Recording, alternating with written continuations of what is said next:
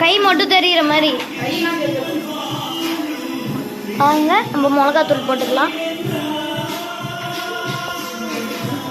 இஞ்சி பூண்டு பேஸ்ட்டும் மிளகாத்தூளும் போட்டுக்கலாம். சால்ட் உப்பு போட்டாச்சு. இப்போ நம்ம சால்ட் உப்பு போட்டாச்சு.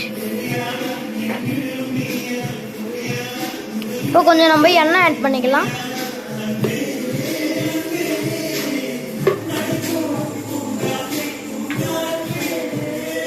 நம்ம மிக்ஸ் பண்ணிக்கலாம்.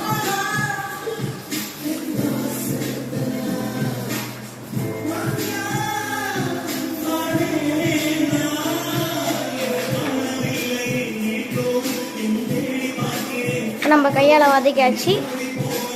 அது என்ன மாவு? இப்போ நம்ம கொஞ்சம் மாவு சேர்த்துக்கலாம்.